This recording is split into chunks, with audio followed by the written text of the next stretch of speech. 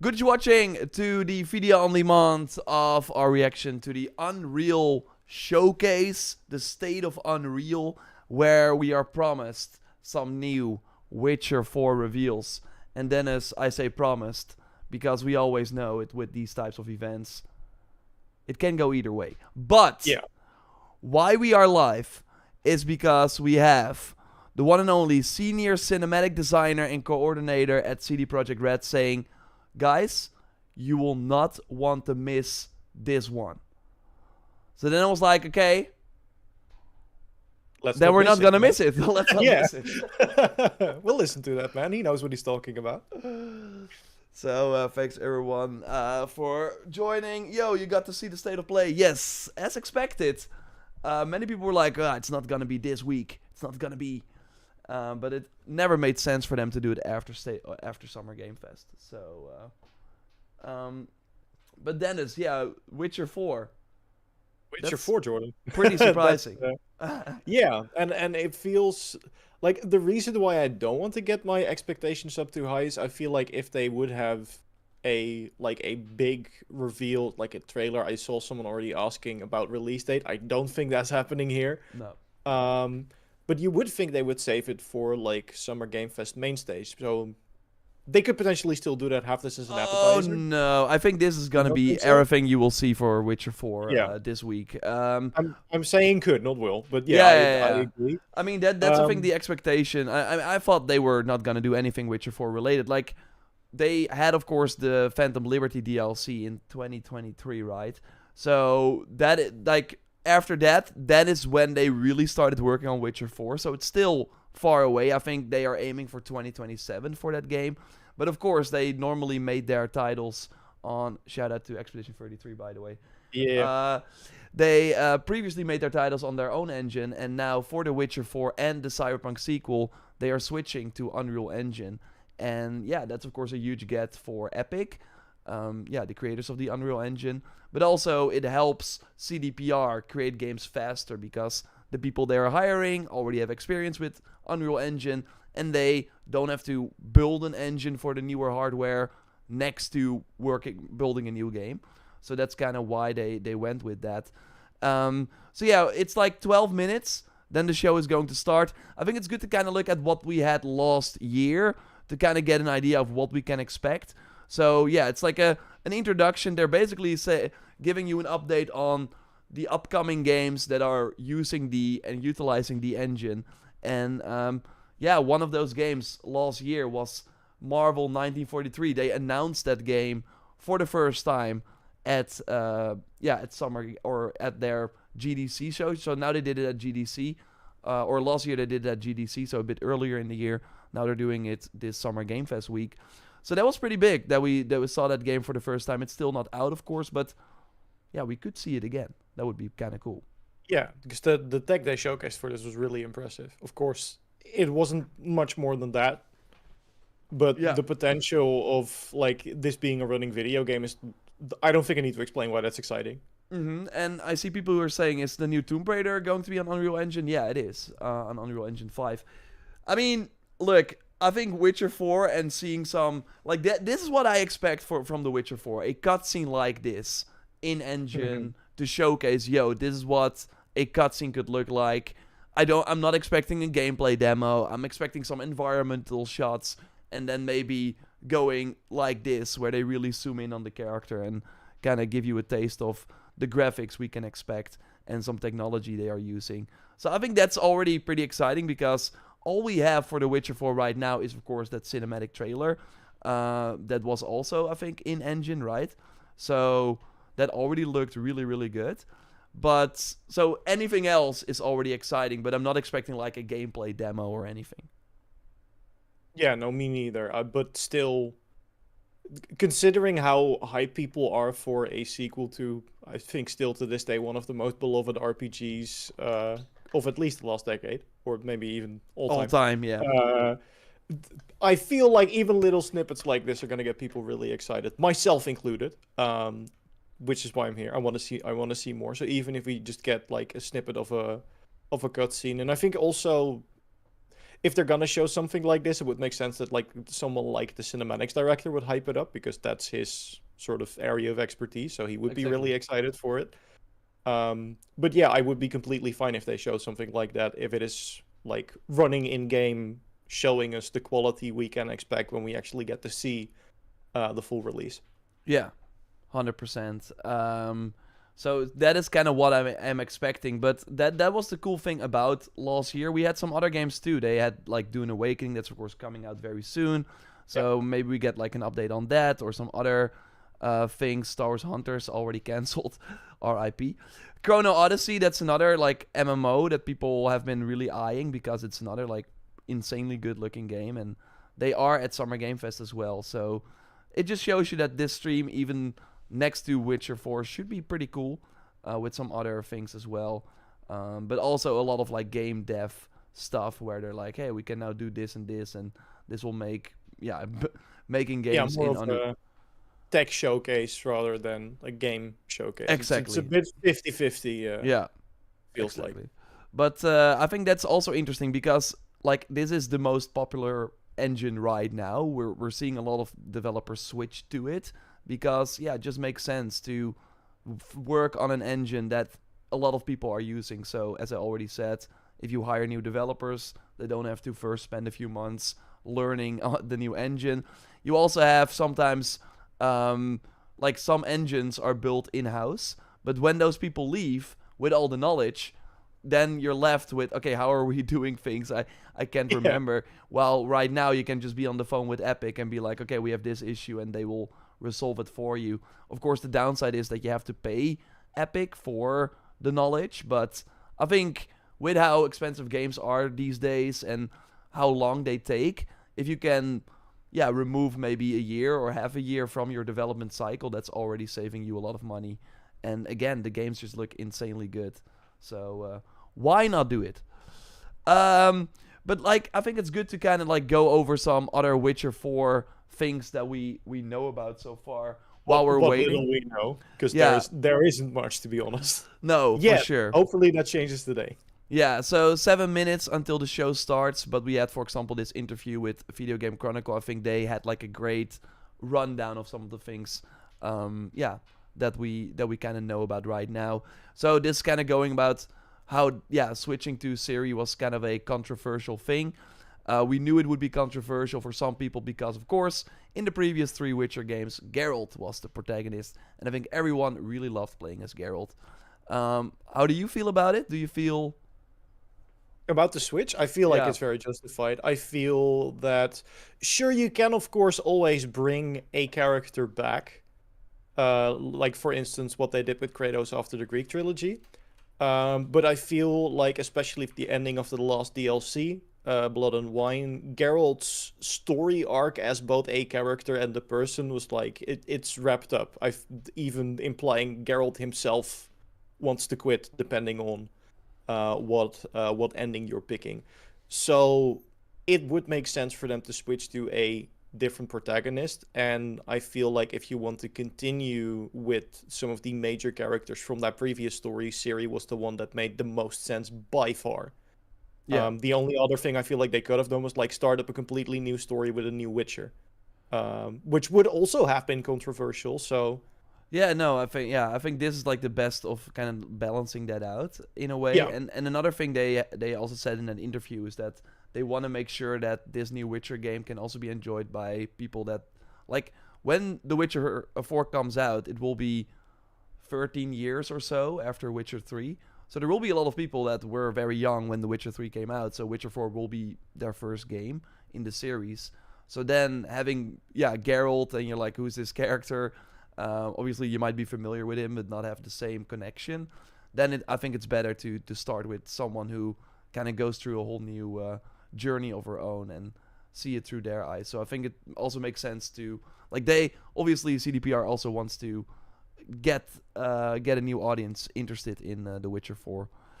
I think one of the interesting piece of info was really about that. That's kind of the only type of gameplay info that we kind of have, which in regards to kind of the open world. The open world doesn't necessarily need to be bigger and bigger and bigger, but the open world can be deeper and more immersive, more systematic. I think that's something that's really exciting to look at. So basically, they don't want to increase the size, and I think The Witcher 3 was a pretty good size. Yeah, or really pretty big.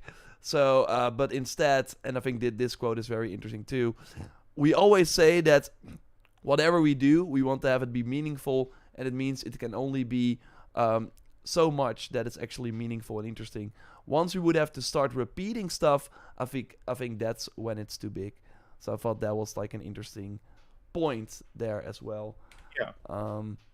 Especially in reference to like Witcher 3, which, you know, back in the time when it came out, it was pretty revolutionary in some ways. But if you look at the open world design, there is this like, oh, there's a bandit camp over there, there's a monster nest over there that you can destroy.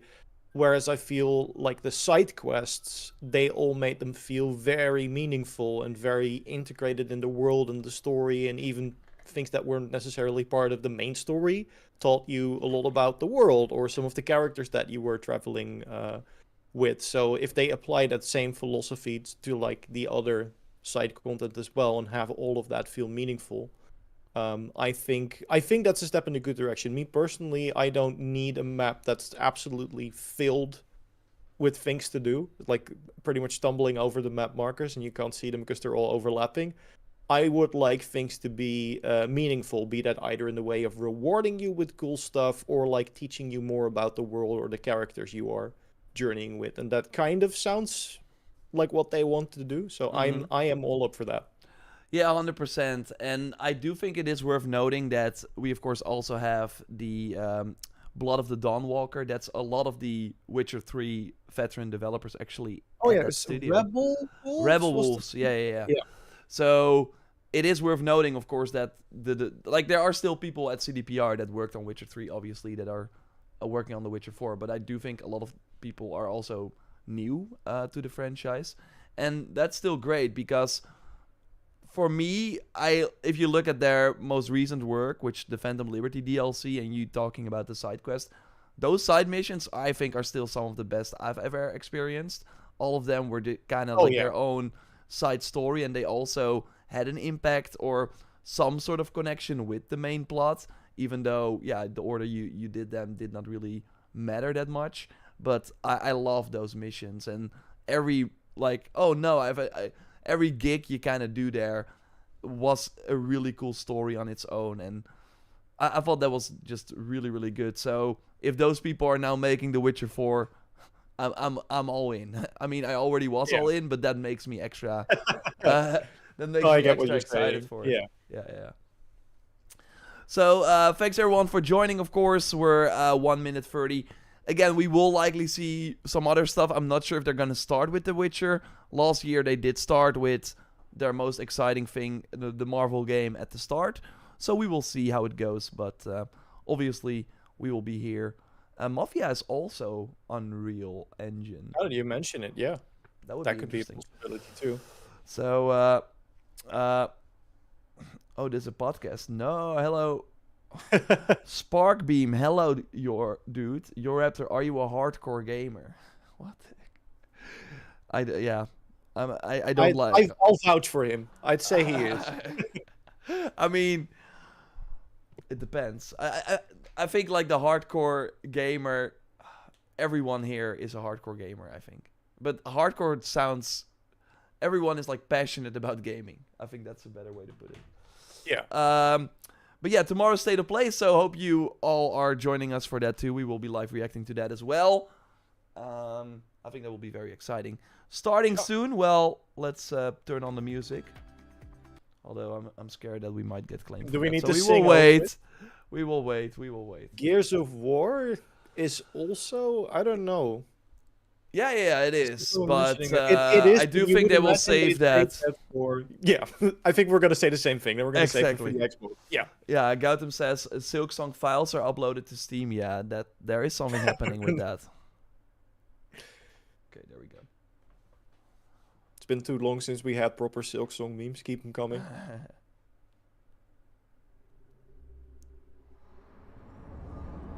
If the audio needs to be changed, let me, of course, know. Do you remember Sargon? I think about Sargon every day, Surish. So, yeah.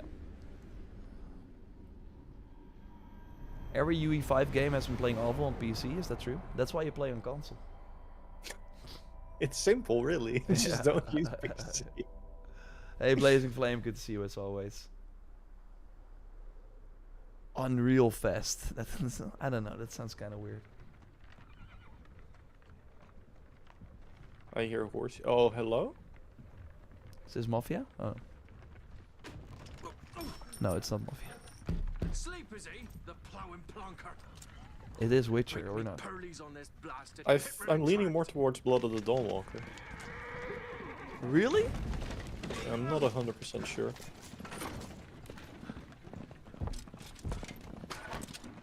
Where's Veered on dry road? Oi, the devil's out there! Just running from!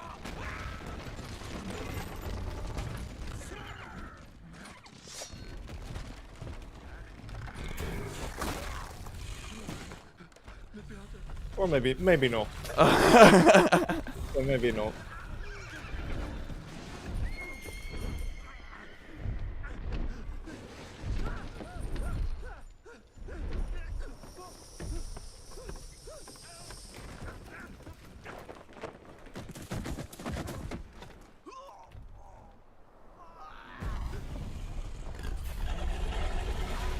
What is that? Oh, damn.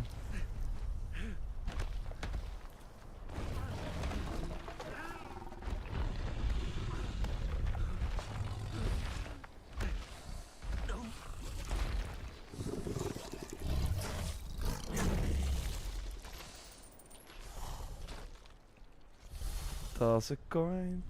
Do you witch?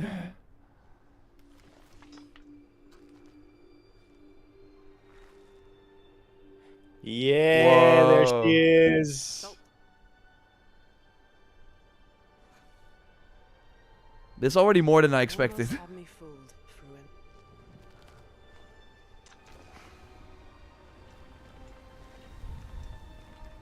Please let us keep the cape. I'm saying it now. Please let us keep the cloak. Oh my god. Oh my lord, it looks so good.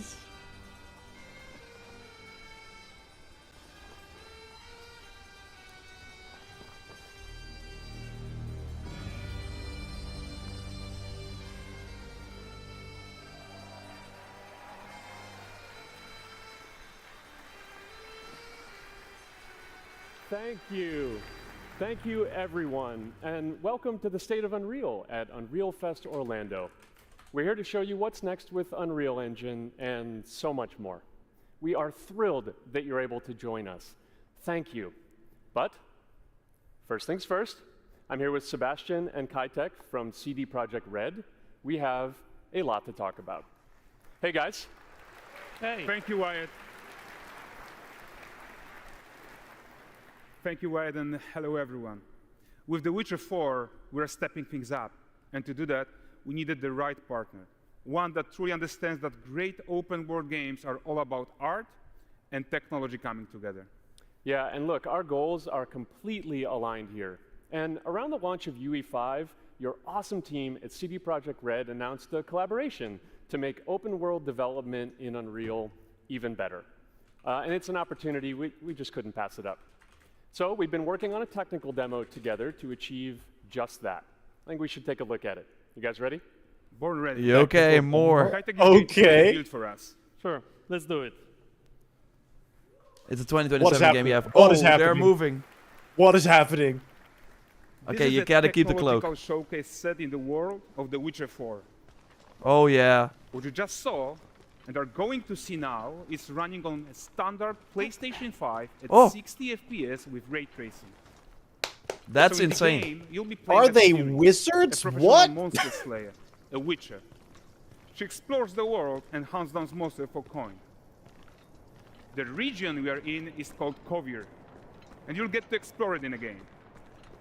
Right now, Ciri is investigating the monster, and after gathering new clues, she is heading back This to is a next nearby gen. village. We're next This gen. looks incredible. I am in All disbelief. right, everyone, meet Kelpie. Let weeds be weeds, Kelpie. So just like Geralt and Roach, Ciri has her own loyal companion. We return to town. These two characters need to feel like one. Since How did the you're horse gonna move? explore the world on horseback, riding needs to feel seamless, natural, and just fun. Yeah, and to support that, we're introducing multi-character motion matching in Unreal. So Ciri and Kelpie, they're perfectly synchronized when mounting from any angle and speed. Nice. And we also support root motion movement on Kelpie, so controlling her feels realistic and grounded. Cloak looks great. There are Yeah. also some really nice improvements to our Unreal Chaos Flesh Solver and these machine-learned deformations. So you've got realistic muscles moving and stretching under Kelpie's skin without compromising. Do not make the Red Dead 2 joke, Jet. I wanted to do it. I wanted to do it. Behave yourselves, gentlemen. So let's leave Ciri behind for a second and talk about No! the world itself. Let's not So leave much Ciri of the behind. Witcher world Oh is my natural, god. organic, especially Kovir with its dense forest and wild nature. Yeah, and wild nature is hard. And with nanite geometry, we've freed artists from so many of their old constraints. But we don't want to rest until everything we do in Unreal has that same spirit of freedom. There's always more work to do. And foliage is a huge piece of that puzzle. So we are excited to introduce nanite foliage. And in order to achieve gorgeous foliage density everywhere, while still being memory efficient, fast to render, we believe that a new idea was needed. So instead of the same card approach we've been using I saw a for bear. the past 20 years, artists should be free to take a nanite approach to foliage, modeling every single leaf and pine needle. And the old LOD tricks of the past, they needed a complete rethink. And in their place, it's a new adaptive voxel representation in nanite. It's volumetric, it's fully 3D, it is super fast to render. And these dense clusters of triangles turn into these cubes, which at a distance, they're no larger than a pixel, and they react to the changing light of our dynamic sun and our shadows, and they allow artists to render whatever amount of foliage is needed to achieve their vision without compromise. And no compromise means how ambitious we are when it comes to bringing our vision to life with incredible visuals. But more than that, together with Epic, we created faster way to load the world. We can now bring in more content more quickly for the smoothest possible experience as we fly down to catch up with Ciri. Awesome. This is insane, dude. What the hell? The foliage is really good. Like, it really Yeah. is. Yeah. It feels stupid to say it, but that is genuinely a really good looking tree. Yeah. Welcome to Valdrest. So Valdrest is a port town, a hub for fishing, trade, and mining. It's one of those places where you can meet shady characters or overhear gossip from other lands. It's also where Ciri took on her current contract. Kind of getting Kinda Horizon leave Meridian Kelpie vibes here and in a explore the way. marketplace and through. Like, with all the... Yeah, I don't know. The way you I'm ride into so the city. excited Yeah. we can finally For show sure. you some of this stuff. Let's see what Valdrest has to offer. But especially with the remaster, they really, like, added a lot of, like, characters to Yeah. the city, so...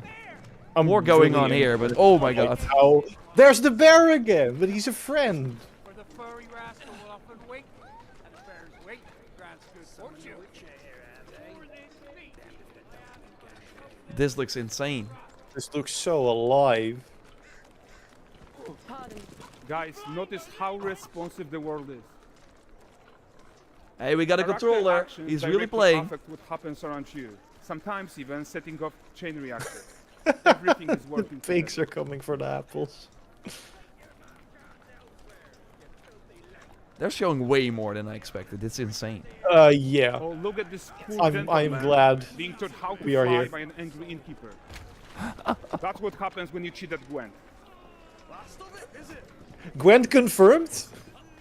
Hello? Did we catch that? Really? He said that's what happens when you cheat at Gwent. Oh. Okay, so this is the guy who gave the series quest his own. Like you probably suspect, he has his own agenda in all of this. You're off your tits again, Wilfred.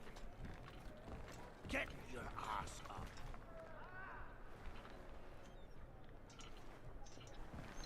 A typical day's toil. Who in? Ah, Witcheress. What news of my wagons? No eternity is taking that damn salt to arrive. I found them. And, well, suffice to say, they'll not reach you. As for the salt, I found not one speck. I presume this comes as no surprise to you. Now. Kavir's smuggling trade is of no concern to me. Shush, shush, shush. The manticore that flattened your cart and devoured your men? Quite the opposite. Manticore? No, them winged hellspawn dwell in the arse end of Creighton. While Siri decides what to do about that merchant, let's take a look at the character technology that powers this marketplace. Why don't we listen in on these fishmongers? They're selling their wares, chatting up customers. Morning, catch this is. Won't find none fresher. Reckon you ladies after one of them. Get this cleaned and gutted for you. You mind, dearest? Into seeing something more. Got mackerel, cod, all Brexit's finest. And there is tons of tech at play here, even in this simple market stall. Metahuman tools, improved Unreal smart objects, chaos cloth, and more.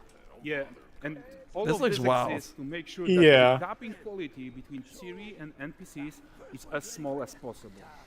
Yeah, and closing that gap, it's not just about fidelity, right? But also The fact that they're just like They doing this should in the react background to too. changes in the world around them. But the prisoner in Pillory isn't exciting enough for Valdrest.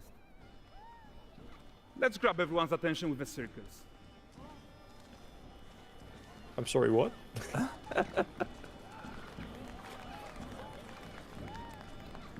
But the great performance deserves a huge crowd though. Let's crank it up. That's so cool that... Okay. So you are seeing tons of optimizations here to many of Unreal systems, including an entirely new Unreal animation framework, allowing us to fit easily in our 60 FPS budget, not just in rendering, but also with room to spare on the game thread. Over 300 animated skeletal mesh agents all going about their business. And the whole point is to leave breathing room for developers like you to introduce the gameplay and the systems that your players expect, empowering you to make your worlds come to life without Unreal standing in your way. You are right. And that's the open world RPG that we're making. But before we wrap up, how about one final check-in with Siri?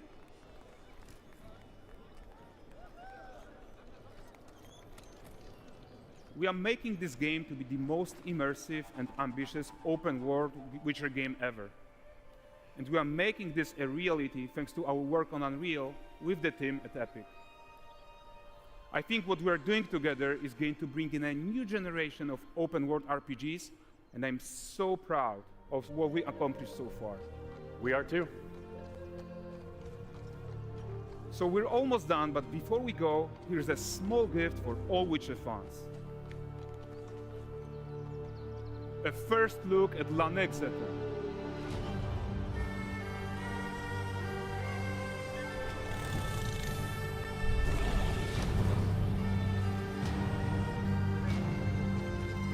Onward, Kelpie. We've worked. You think that might be the first boss, just like the Griffin? That could be. Thanks, That this guys. is like your starting, Yeah. Seriously, it looks sort of like White Orchard. amazing. And we've also barely scratched the surface of what's coming in Unreal 5.6. So here's Julien to tell you even more. Thank you I very really much. have to go to Thank the you so door. much. No problem. I'll keep chat busy in the meantime. How are we all doing after that? I am still in disbelief. One, that they showed that much, and two, that looked insane. Yeah, I'm already worried Hey, about everyone. PC specs too. Great You to be are here not for alone it. in that. I spent a lot of time on this demo, so I'm happy to be the one to talk about. Yeah, what Mr. might Mike, be I the agree that 5.6 would have been cool, but I feel like that An was open world like that putting in would some deserve very the high content expectations to for what focus they on our main were goal showing for the today. release, which was performance. We want the engine to scale to large and rich worlds. We want You're to preserve cheating on graphics Aloy confirmed. quality. I don't know. I will And of course, we'll confirm the we want allegations to when he gets deliver back. high frame rates that you and your players expect. So let's But check it out. my goodness. Starting with rendering. Of course, this is If you all remember, a, well, not when we pre-rendered, released Nanite but a pre-planned supported static showcase. geometry. Last year, we But brought skinning the to tech Nanite. they're showcasing here, now and especially working how on that Nanite applies to making foliage. an open world, I think The only way to have a forest that really looks gives me a lot as of good as confidence. this Also, I one saw someone asking, I is don't to know if use that was 3D answered in the geometry for all meantime, but parts of what the they are game. showing is Just like we base do for everything PS5. else. Not Yeah. PS5 Pro, base However, PS5. Welcome back, This welcome is a back. Yeah, crazy thanks. amount of fine-tuning. Did I miss anything? So we have to Someone in rethink chat our had an keys of important creative question, being and you're display. cheating on Aloy confirmed. To create them, Of course, cheating on we Aloy with developed Siri being this case, being the Nanite case. assembly. Aloy These doesn't have 28 to know. little parts that you see are all that we use to build all the spruces. And that's from all the we'll say forest. on the back. Yeah, yeah. Moving on. They are instanced thousands of times and used like building blocks to assemble trees in different ways.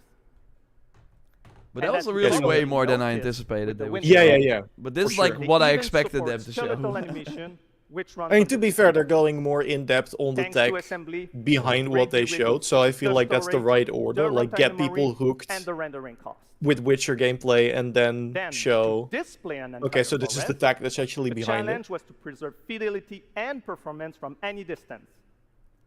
Let's check up But yeah, close that the was level of detail we're that was talking pretty about. insane. Lots of details. But this triangle representation is not the most efficient when far away, due to the amount of overlapping. And that's why we made an adaptive voxel representation. But in reality, you'll never see those voxels this close, since when we move the camera back, they're barely a pixel. Nanite foliage is almost done. We are moving it to the main line as we speak, and it will be available for everyone in 5.7. Another thing I would like to share is that ray tracing and Lumen now run more than twice as fast, with no visual trade-off compared to when UE5 was released. And because of that, we can now hit 60 FPS on consoles. And finally, we rewrote the rendering pipeline to run asynchronously, so you can increase the richness of your scenes even more. Now let's talk about chaos physics. For chaos cloth, we improve our cloth-to-cloth constraint solution. This removes a lot of collision evaluation when garments are piling up and interacting with each other.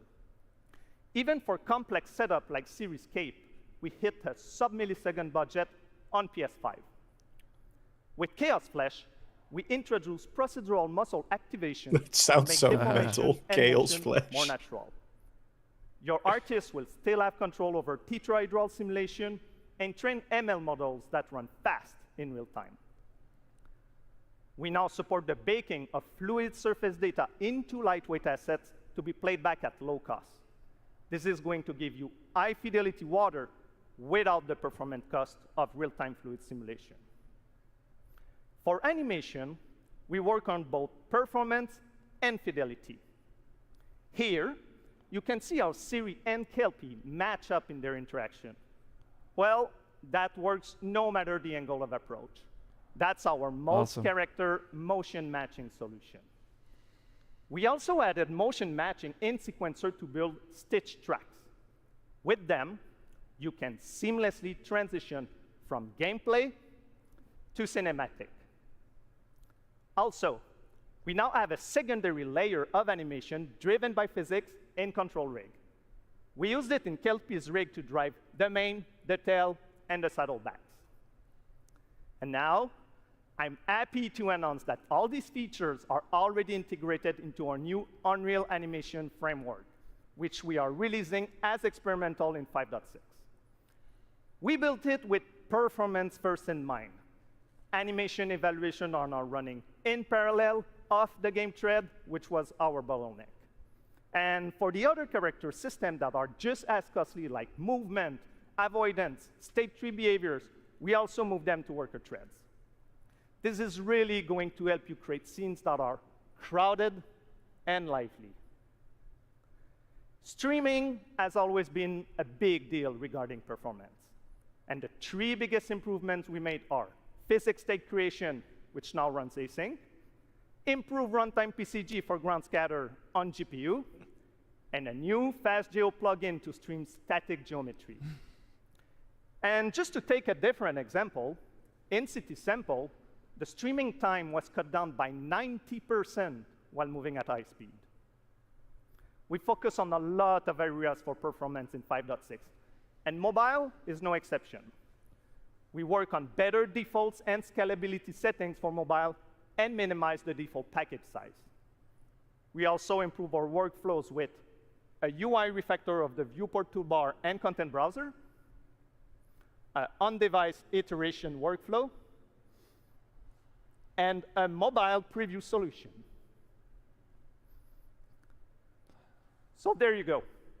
Unreal Engine 5.6 is all about performance, and it's available today. Witcher is out today? You can make your own Witcher right now. No, Please Witcher will be a long time. enjoy the tech talks and session we have for you guys. And I come don't chat mind with us. waiting for that. And now, Especially fair after enough. Chris this. from the Meta I'm Human. fine. Thank you, everyone. Chaotic jiggle physics confirmed. Yes, JR. No, but this Chaotic was, flash. Director of Character Technology. I'm curious if they will, if it's worth Thank it you, to, Julian. stay around Metahumans for may this, only be a but- few years old, but we are seeing them everywhere, powering everything from Ooh. games and AI agents to film, television, cultural heritage, and more. What you've seen so far is just the beginning. The creativity there's and Mafia. innovation coming Yeah. from the community continues to Hey. inspire us. It reminds us why we build these tools in the first place, to make it easier for everyone to tell stories that matter. Now we're entering the next chapter, expanding how you create and animate metahumans with flexible workflows that help you move faster and work smarter. To walk us through some of the biggest features in this release, please welcome filmmaker and virtual production pioneer, Matt Workman. Mad.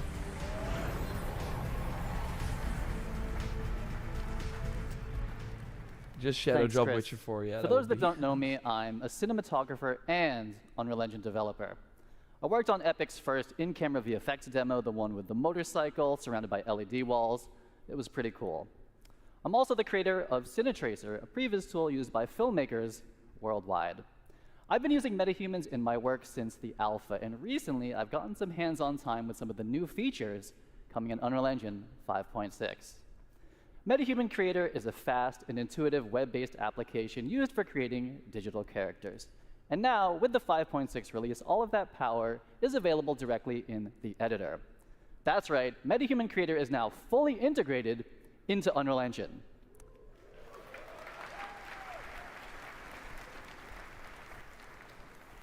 I think it's pretty cool, too. You can create and work with metahumans directly in your project, keeping everything connected and in context. And with the new character assemblies, metahumans are built locally, making it even easier to integrate them directly into your pipeline. MetaHuman Creator is one of Unreal's first cloud-enhanced tools.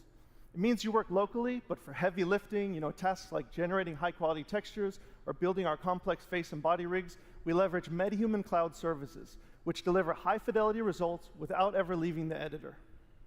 And in 5.6, local assembly reduces the average MetaHuman export time from 15 to 20 minutes down to 2 or 3. The team tackled all this while dramatically expanding the core representation model and significantly improving visual fidelity. Basically, you can make even more diverse characters, they all look better, it's frickin' fast, and it is in Unreal Editor on your local machine. And while those are all major improvements, we're just starting to scratch the surface here.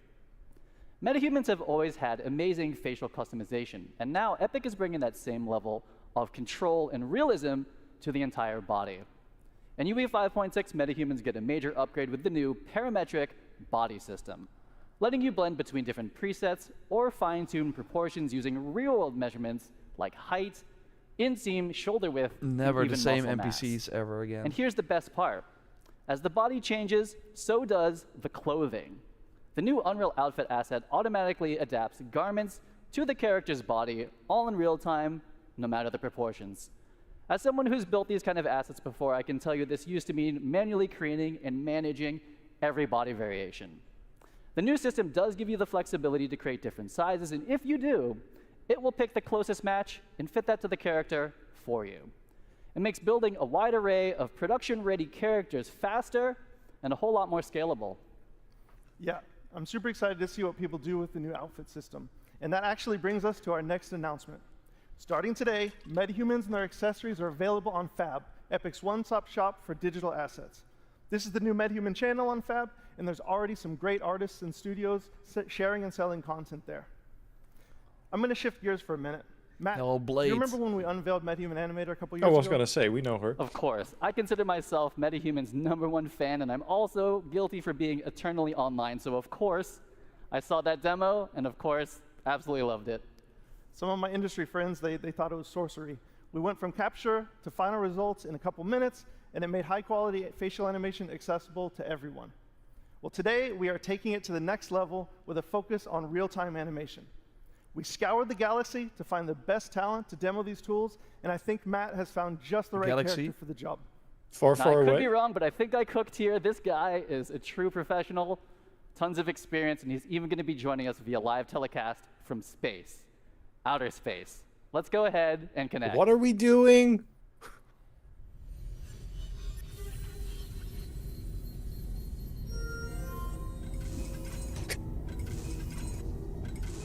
Concord is back. Full twist. Hey, Blue! Dude, Matt! This is amazing! I'm making nachos in my nuclear-powered air fryer. Anyway, I was about to munch on this before the keynote. What's up? This is kind of scary. What's indeed, up? these loops. Is that this is the keynote. We're live streaming to Unreal Fest right now. Dude, you're live. Oh yeah, look at that. You people in your time zones. Hey Chatterbox, can you turn it down? Like way, way down. I'm about to do a keynote. Yo, so what's up, Unreal friends? So get this, for the first time ever, you're seeing me live in real time. This isn't pre-recorded, it's not baked. You're seeing everything as it's happening. Woo! This is indeed very scary. What the hell? And it's all thanks to MetaHuman Animator. Just check out my alter ego, Corey. He's down there on stage with you guys, and as you can see, our movements are mirrored within milliseconds. Even the smallest expressions are beautifully articulated. He's using like a Logitech webcam, like a very Yeah, cheap one. I was. He's not even wearing a helmet or a suit. I think I'm I telling you, have the that one. possibilities are getting crazy. Now I can live chat with fans, take my stand-up act on the road, perform Macbeth. Okay, maybe not Macbeth. But the real truth is, the power of live performance is in all the happy accidents. Honestly, most of my best stuff happens when things go, you know, a little sideways. Nuclear core instability detected. Case in point, trusting my beautiful nachos to a DIY nuclear-powered air fryer. I was gonna say, Ben, dude, Hey, the Corey, come on out here. VTubers are in absolute shambles right now. VTuber stonks. Yeah. Corey Strasberger, everyone, the genius behind Blue and Xanadu. MetaHuman Animator now delivers high-fidelity facial animation from virtually any 2D video source in real time. Whether you're driving the performance of your favorite character or calling into keynotes from low Earth orbit, the sky is the limit when it comes to breathing life into your characters. Speaking of that, Corey was just driving Blue with a consumer webcam and markerless motion capture from the Captury. Corey, let me be the first to congratulate you on Blue's VTuber debut right here at Unreal Fest. And by that, Miscennial, I mean that thanks for this the is super first chat time there. We're seeing MetaHuman Blue puppeted live. I agree, and yeah. It looked incredible. It's not on the big same screen. compared to the I Child know of the we've said Gods. this before a couple times, but I still can't believe that that level of facial quality is possible from a tiny consumer. But to be webcam. fair, It's I just compare it more to the absolutely weekly missions that we had in Yeah, Valhalla, and thanks, it's Matt. better than It those. is, man. So It's all mind-blowing. it's a small step and for up. me, doing everything sort of solo, being able to see my performance like instantly is literally at the core of my pipeline. So I've been waiting for this quality for a really long, long time. And Chris, thanks to an amazing collaboration with the MetaHuman team, Blue is finally pure MetaHuman. And so with all the other crazy stuff that you guys are elevating, I think Xanadu is about to level up in a big, big way. So thank you guys. You guys rock. Awesome, man. It's been awesome. I'd like everyone to give a round of applause to Corey and Matt. And thanks. Okay, show another game, please. Please show us more games. Or more Witcher. But you can go back to The Witcher too. It's fine. Thanks, guys, for showing all the fantastic features. We're going to hone in on this release. All right. We're going to end big with a few updates about metahumans and how they fit into the broader creative ecosystem. First up, today we're releasing 2 advanced toolchains to everyone, MetaHuman Expression Editor and Groom Tools.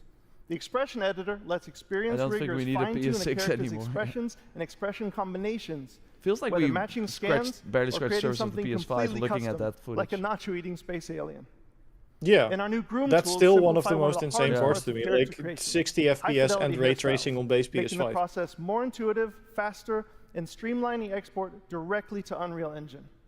We've built these tools for our own teams to solve real production challenges, and now we're opening them up to the entire community. Next, we know you want support from metahumans in your favorite content creation tools, so we're working with partners to make sure that DNA and rig logic work wherever you do. And we have saved the biggest announcement for last. We have updated the Unreal Engine license to include metahumans. You can use them everywhere, in every engine, in any creative software. Go make amazing characters and help define the future of digital humans. Okay. If you're curious to learn more, join our Unreal Fest sessions, swing by our booth, or check out metahuman.com to get hands-on with everything you've just seen, and thank you.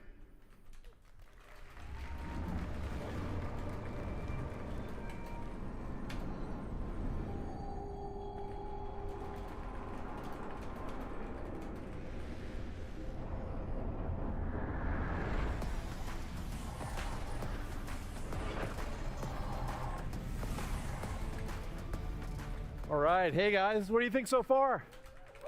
Yes, let's go.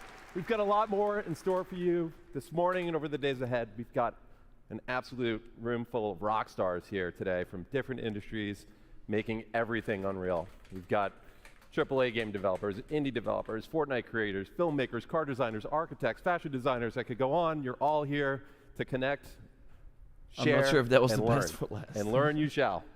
We've got over 150 tech talks and dozens of hands-on labs covering all of Epic's developer tools and services. And many of these sessions are going to be led by our Dennis, I'm growing not sure if we communities should instructors. keep reacting to this. I think you're right. Yeah. I think this is interesting, but not for us. Yeah, exactly. I mean, the Witcher stuff already happened. So for people also joining now, they're like, where is it? Where is it? So I think we're going to end the stream here. You can keep watching it, of course, if you want. But yeah, we're going back to making some other videos. And that Witcher stuff looked, of course, insane. It was way more than I anticipated.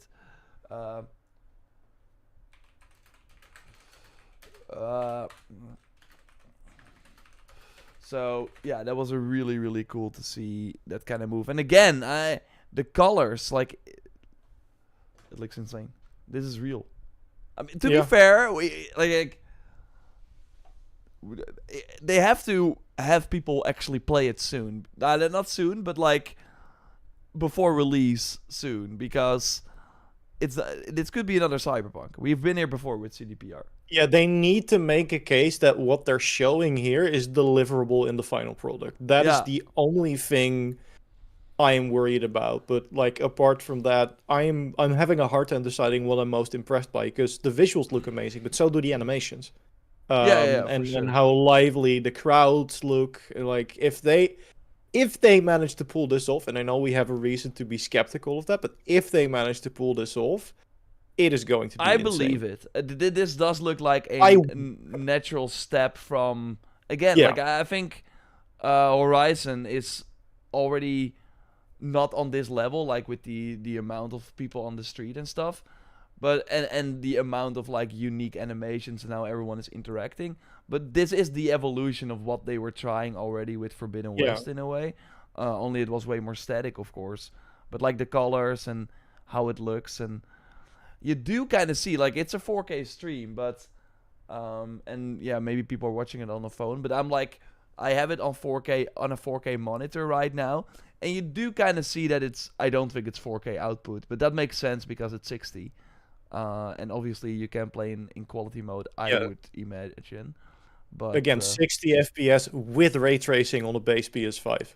Yeah, So that is super impressive. Like I would imagine that the resolution is what takes the hit then, but then there and would still PS5 be Pro will quality not mode. have that issue. So No, it no, will no, have no. that. But this is cool, and it's crazy that we are so far into the development of, into the life cycle of this console, and feels like we're finally reaching, like with Crimson Desert and now this game, and of course GTA. We're finally reaching those games that I feel for the PS4 generation we got way earlier, where you were like, whoa, Destiny, playing that for the first time. That is not possible on PS3. But, or no, wait, that game came out on PS3. Actually, I think, right? The first Destiny? It did. It did look significantly less impressive. Yeah, exactly. But you had like the next gen feeling way earlier because, we moved on to the PS4 way faster than with this generation. And if this game is like at the end of the PS5's life cycle, which it is likely going to be, that is kind of crazy. But yeah. But yeah, cool. This is looking insane, way more than I expected. But again, I think the move it looks like Horizon to me. It really looks like Horizon to me. Which means we'll finally get him to play The Witcher, which is I think is a win. No. I played The Witcher 3. But I should play way more of it. I would like a remake though of The Witcher 3 with this engine. Oh yeah, that would go That would insane. be insane. But first they're remaking the first one, which I feel needs more because that way more. I've tried playing that one, and we'll leave it at that. It was only on PC, right? Or did it come to Xbox? I don't know if they later ported it, but I never tried on it PlayStation, I PC. think. The gameplay was very different. For sure. It didn't really click with me. But yeah, Cool. 2 more, and of course 3 is Yeah. masterpiece. So we'll see how 4 does. We'll see how 4 does. For sure. Okay, so thanks everyone for joining. Again, tomorrow's State of Play. We got a ton of cool stuff in the coming weeks. So stay tuned for that. Thanks for watching, and